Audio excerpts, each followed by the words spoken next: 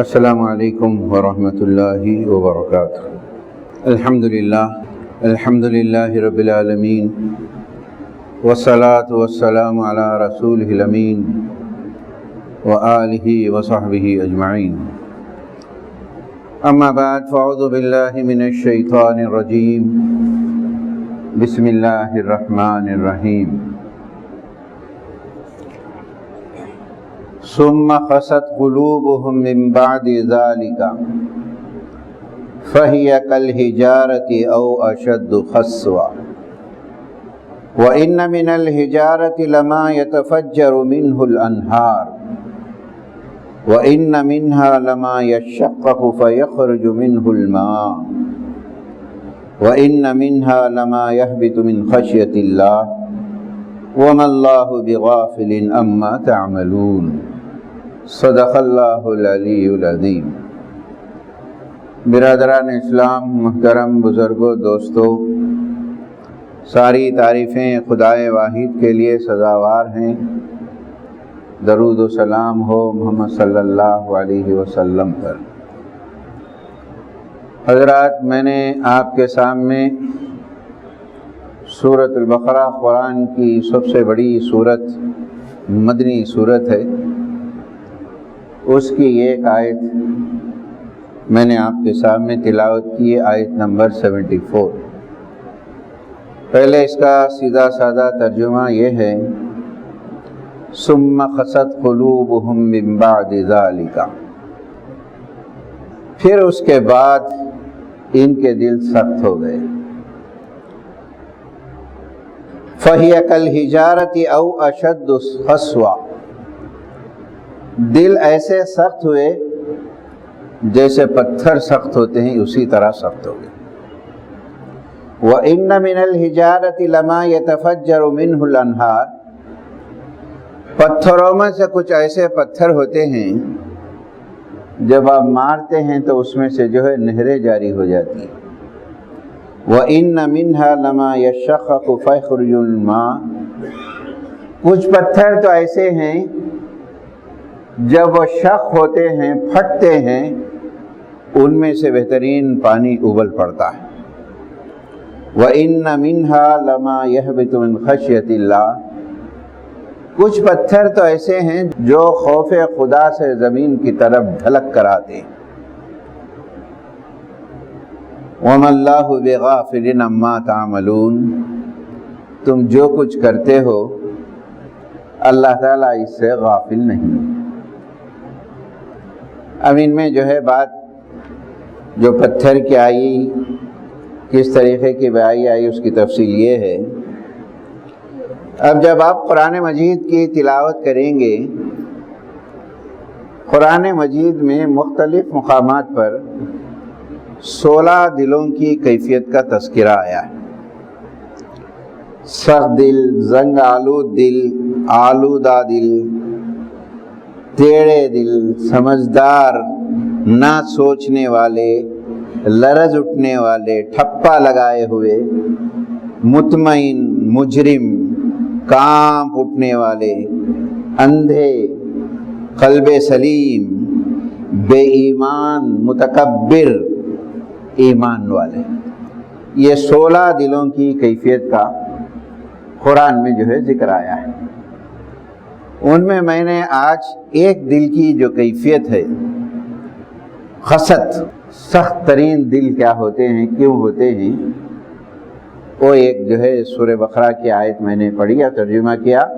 یقینی بات ہے کہ ترجمہ، اس کا بیک گراؤنڈ جب تک نہ سمجھے اس کو جو ہے آیت نہیں سمجھ میں آتی۔ آج کا عنوان یہ ہے کہ دل سخت کیوں ہوتے ہیں، اس کے ریزنز کیا ہیں اور اس کا علاج کیا ہے۔ بنو اسرائیل کے تعلق سے آپ جانتے ہیں موسیٰ علیہ السلام کی قوم تھی، اور وہ قرآن میں سب سے زیادہ تذکرے اسی قوم کے آئے ہیں۔ حضرت موسیٰ کو بہت ستائے، بڑے معجزات طلب کیے۔ اختصار کے ساتھ اس کو سمجھنے کے لیے، بنو اسرائیل میں ایک مالدار آدمی تھا، اور وہ لاولد تھا، اس کی کوئی نسل نہیں تھی۔ اور اس کا ایک بھتیجا تھا. اس بھتیجے نے اپنے مالدار چچا کو قتل کر دیا. قتل کرنے کے بعد اپنے چچا کی لاش کو کسی کے دروازے پہ رکھ دیا باہر. اب صبح ہوئی، بھائی کون قتل کیا، کون ہے اس کو قتل کرنے والا؟ یہ چھیمی گیا ہونے لگی، تلاش ہونے لگی، بحث و مباحثے بھی ہونے لگے. اتنے میں کسی خیال آیا کہ حضرت موسیٰ سے پوچھیں گے ہم. اور حضرت موسیٰ سے جب پوچھیں گے تو ان کے دلوں میں کوئی صاف دلی بات نہیں تھی. یہ بڑے اپنے آپ کو پیغمبر کہتے ہیں، ان سے جا کے پوچھیں گے انہوں کیا ہے بتاتے ہیں. تو ان کے بیک گراؤنڈ بنو اسرائیل کی ذہن میں رکھ گیا. آخر کار موسیٰ علیہ السلام کے پاس آئے. موسیٰ علیہ السلام سے پوچھا کہ بھئی ایک قاتل کون ہے، وہ معلوم ہونا چاہیے.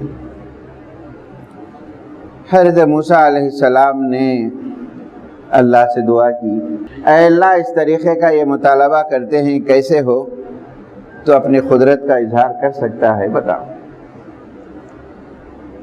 اس کے بعد اللہ تعالیٰ نے حضرت موسیٰ علیہ السلام کو حکم دیا، اور وہ حکم دیا کہ جو ہے گائے ذبح کیا جائے، اس کا گوشت یا خون جیسا بھی ہو اس پہ رکھا جائے. فار ٹائمنگ وہ جو قتل ہوا ہے انہیں اٹھیں گا اور مقتول کا نام بتا دیں گے. یہ فار ٹائمنگ واقعات.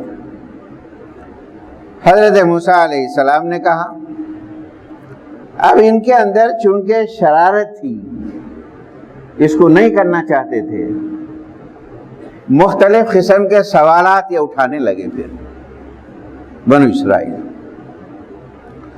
قرآن میں پہلے پارے کے اندر 67 سے لے کے 71 تک کنٹینیو آیتیں اسی تعلق سے.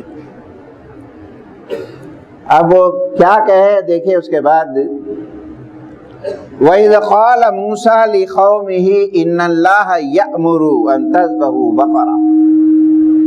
موسیٰ علیہ السلام نے اپنی قوم سے کہا کہ بھئی آپ تم مقتول کا پتہ چلانا چاہتے ہیں تو ایک گائے کو ذبح کرو اور اس کا گوشت پہ رکھو.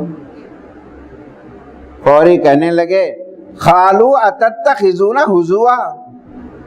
کیا موسیٰ تم کیا مذاق کر رہے ہو ہمارے ساتھ؟ یہ کیسے ممکن ہو سکتا ہے، یہ کیسے ہو سکتا ہے؟ تو حضرت موسیٰ نے کہا تم نے بات کہی ہے، میں اللہ سے دعا کیا ہوں، اللہ تعالیٰ معجزہ بتائے گا. یاد رکھیے کہ معجزہ جو ہوتا ہے پیغمبروں کو اللہ تعالیٰ اپنی نبوت کے پروف کے لیے کوئی نہ کوئی ایک معجزہ دیتے ہیں.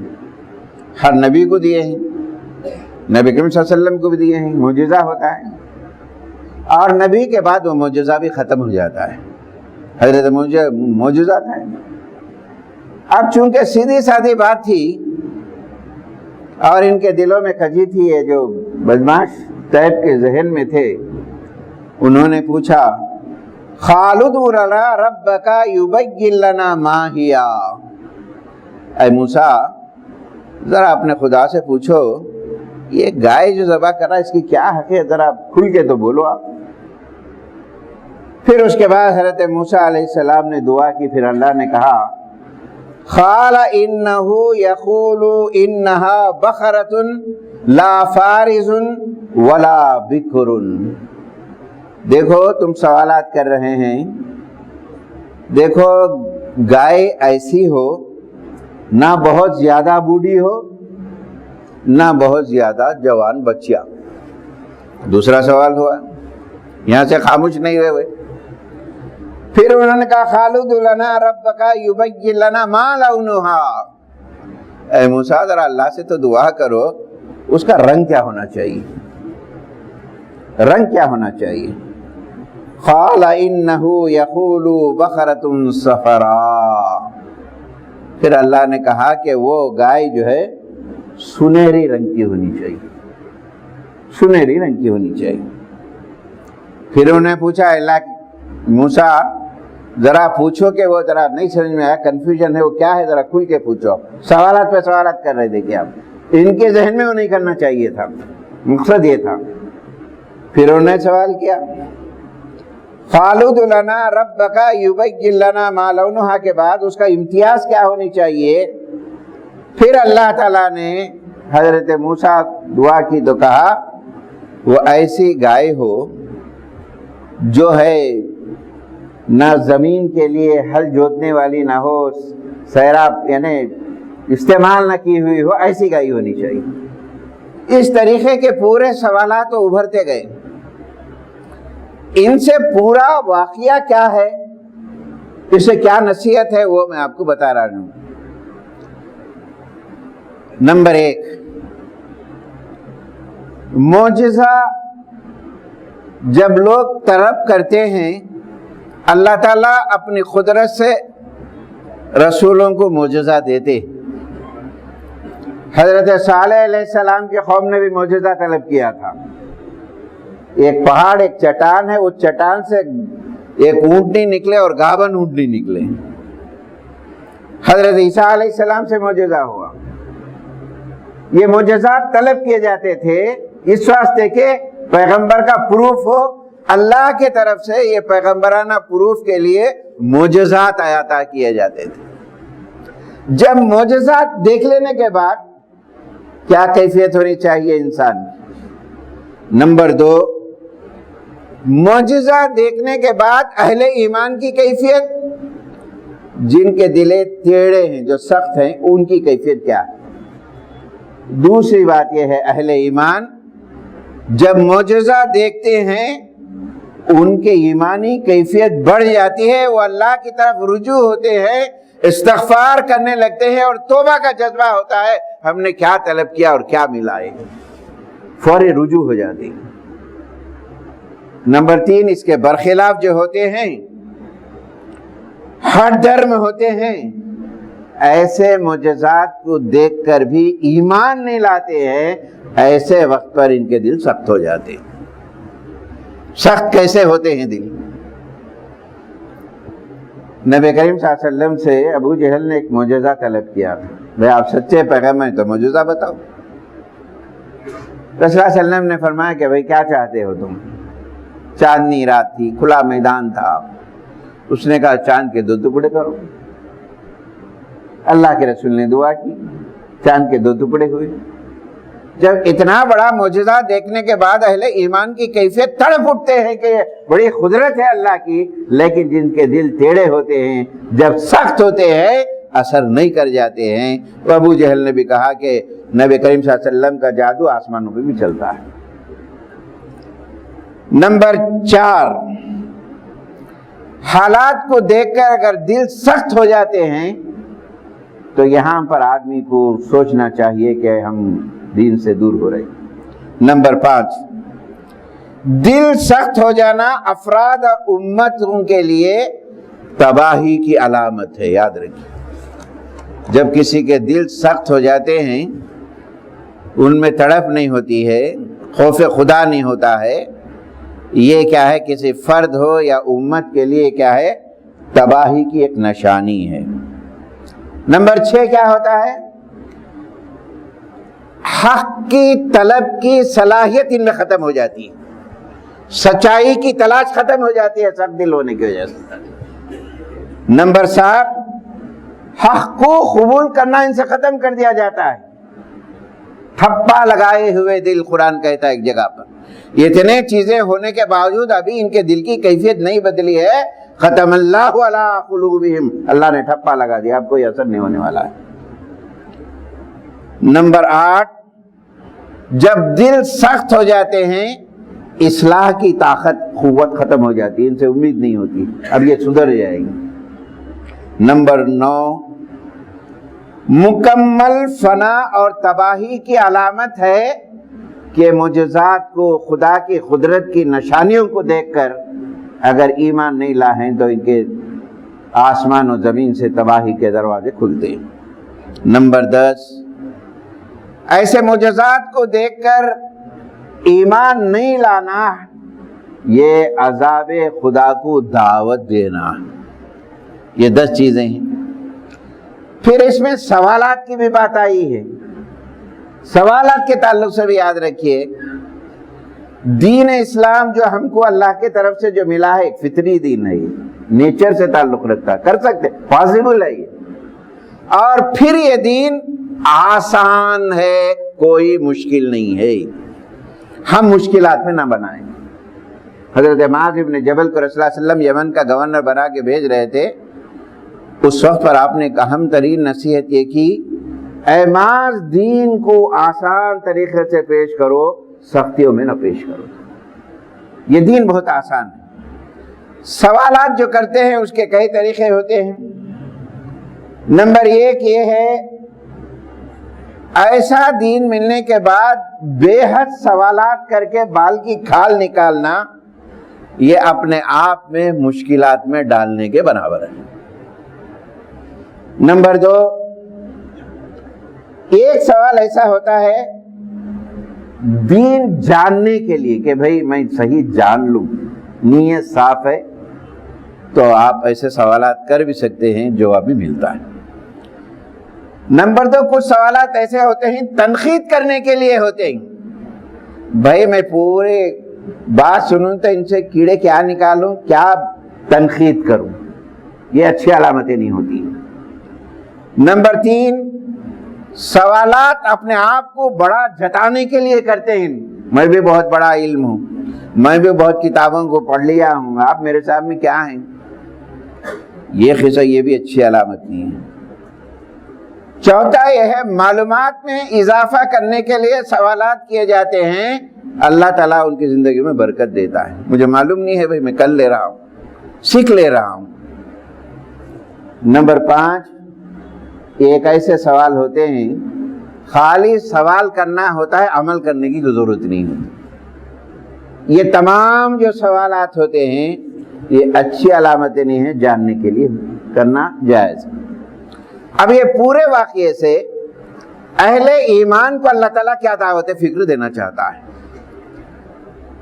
اس میں جو ہے اللہ تعالیٰ نے فرمایا، أَلَمْ يَعْنِ الَّذِينَ آمَنُوا أَن تَخْشَعَ قُلُوبُهُمْ بِذِكْرِ اللَّهِ، کیا لوگوں کو ابھی وہ وقت نہیں آیا ہے کہ ان کے دل اللہ کی طرف جھک جائیں، ڈر پیدا ہو جائے جو اللہ نے نازل کیا ہے۔ پھر قرآن نے حکم دیا، وَلَا تَكُونُوا كَالَّذِينَ أُوتُوا الْكِتَابَ مِن قَبْلُ أَن طَالَ عَلَيْهِمُ الْأَمَدُ، دیکھو تم ان اہل کتاب کی طرح مت ہو جاؤ جن کی بڑی آرزویں تھی، بڑے سوالات بھی کرتے تھے، عمل کا کوئی ارادہ نہیں تھا۔ خست قلوبہم، ان کے دل سخت ہو گئے، وَأَكْثَرُهُمْ فَاسِقُونَ، اس کی وجہ سے وہ بڑے بڑے گناہ میں مبتلا ہو گئے۔ یہود و نصارہ کی خرابیاں کیا تھی، کیوں سخت دل ہوتے ہیں؟ نمبر ایک، اللہ کی کتاب میں تحریف کرے، چینجز کرے اپنی مرضی سے۔ اگر آج بھی دیکھا جائے تو قرآن کہتا ہے ایک جگہ پر، لا تشتروا بآیاتی ثمنا خلیلا، میرے آیتوں کو، میرے احکام کو تھوڑی سی قیمت پر اپنے وحدے، اپنے منصب کے لیے بیچ دیتے۔ حالات کو صاحب قرآن کی، آج قرآن کیا نصیحت کر رہا دیکھیے آپ۔ نمبر دو، دنیا حاصل کرنے کے لیے دین کو شعار بنا لینا، یہ دل کی سختی اور دین سے دوری ہے۔ لوگوں کو اللہ کی احکامات کو پشے پوچھ ڈال دینا، یہ خرابیاں تھیں۔ وراء ظہورہم کأنہم لا یعلمون، یہ کتاب کو اپنے پیچھوں کے پیچھے ڈال دیے ہیں، کوئی جانتے ہی نہیں ہے اس کتاب کے اندر کیا ہے، احکام کیا ہے۔ یہ سب دل ہونے کی علامت ہے۔ لوگوں کی خوشنودی حاصل کرنے کے لیے اللہ کے احکام کو نظر انداز کر دینا، بھئی یہ بھی جائز ہے، وہ بھی جائز ہے، آپ کر لو، اللہ نے حکم دیا ہے، کسی میں جو ہے رعایتیں نہیں ہیں۔ دل سخت ہونا لعنت ہے، اللہ کی طرف سے پھٹکار ہے، جو یہود و نصارہ کی طرف سے قرآن میں آیا ہے۔ اب ایسے ٹائم پہ اس سے بچنے کے لیے علاج کیا ہے وہ بھی قرآن بتاتا ہے، حدیثوں میں آتا ہے۔ دیکھو دلوں کو نرم ہونے کے لیے ذرا قرآن پہ غور و فکر کیا کرو، تدبر کرو، قرآن کیا کہتا ہے ذرا سوچو آپ۔ دوسری چیز، اللہ کے عذاب جو دنیا میں آتے ہیں اس سے عبرت حاصل کرو اور دل سخت نہیں ہوتے ہیں، نرم ہوتے ہیں۔ دنیا میں آج کیا حالات ہو گئی، امن کہاں ہے بولیے آپ، سکون غارت ہو چکا ہے، بڑے بڑے اپنے آپ کو طاقتور ممالک کا کیا حال ہے۔ یہ عبرتیں ہیں، یہ نصیحتیں حاصل کرنی چاہیے۔ نمبر 4، ایک اور بڑی اچھی نشانی اللہ کے رسول نے بتائی دل نرم ہونے کے لیے۔ ایک آدمی حضور کے پاس آیا، وَشَكَا أَنْ قَسْوَةَ قَلْبِهِ، اے اللہ کے رسول میرا دل بڑا سخت ہو گیا، کوئی دین کے اثر بات نہیں ہو رہی، کچھ اثر میں سخت ہو گیا۔ کیا بتایا نبی کریم صلی اللہ علیہ وسلم؟ فرجی، یہاں سے نکل، وَامْسَحْ رَأْسَ الْيَتِيمِ، کسی یتیم کے سر کے اوپر تو ہاتھ پھیر، تیرا دل نرم ہو جائے گا، یتیموں کی قدر کریں۔ اور جو ہے انسانیت کی ہمدردی ہو، دل نرم ہوتا ہے، سر دل نرمی ہونی چاہیے۔ کوئی آدمی تڑپ رہا ہے، کوئی آدمی بیمار ہے، رشتہ دار ہے، ان کی پریشانی میں ہم سوچنا چاہیے اللہ ان کی پریشانیوں کو دور کرے۔ یہ قرآن بھی علاج بتاتا ہے۔ اللہ تعالیٰ سے دعا ہے اللہ تعالیٰ ہمارے دلوں کو نرمی عطا فرمائے، سخت دلوں سے بچائے رکھے، ہر قسم کے عذابوں سے نصیحت آمیز دل ہمیں بنائے۔ آمین واخر الحمدللہ۔